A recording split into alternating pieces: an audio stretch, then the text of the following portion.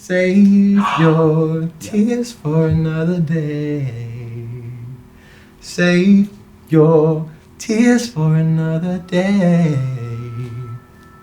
That's all. Isaiah Firebrace, the Indigenous Australian and then 17-year-old from a small country town, first shot to fame after winning the X Factor Australia in 2016. Only a few months later, he represented Australia in Eurovision. Since then, he's released his own music, which has been streamed over 200 million times worldwide, hosted TikTok's iHeartRadio station, and has big plans for the future, including looking after his mental health in the process. What's something about achieving that fame so quickly that I feel like people don't know about that they should? Good question, and it's actually, those type of things I was thinking about in COVID. Like, I didn't realize that effect it had on me in the negative way. At the time when these big things were happening, I couldn't really just take in like what was even happening, or the enormity of it and the real pressure that there actually was. And now I look back and I'm like, oh my gosh, how did I do that when I was 17? Crazy. Just the whole whirlwind that I was on, just coming from X Factor and then going straight into Eurovision.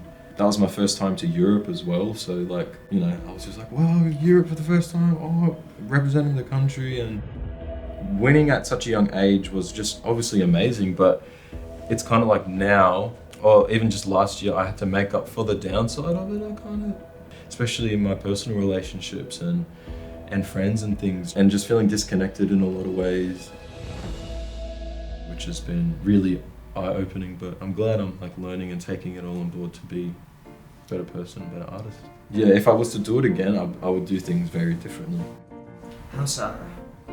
Just in terms of myself, probably now that I feel like a different person to what I was then. I feel like I would take it in my stride a bit more, be a bit more like secure in myself, maybe, choose the outfit this time. The winner is Isaiah!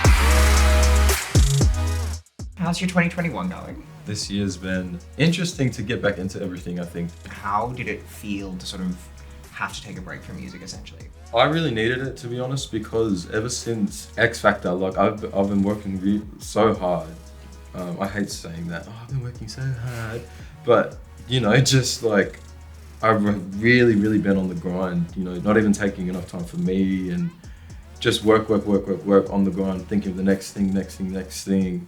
So that COVID time was just like, the blessing that I didn't know I needed. Like I needed that time to sit and really have a different perspective and kind of just like take a break. And I think especially for the Indigenous youth too, it's like very important to be a role model, to be like a good voice and lend my voice for change and for hope. Going to the communities and going to schools and primary schools, tell them about my story, my journey, and kind of like relate it to them and how they can follow their passions and dreams, and the encouragement to be who they are. And me coming from the small country town and like really at times feeling like there was no hope for me, those are the type of things that I guess I would have liked to hear from someone, that was young and who was a singer, or so kind of like filling in that gap. I feel like even if just one person from like that whole tour walks away with some sort of inspiration, that's all that really matters.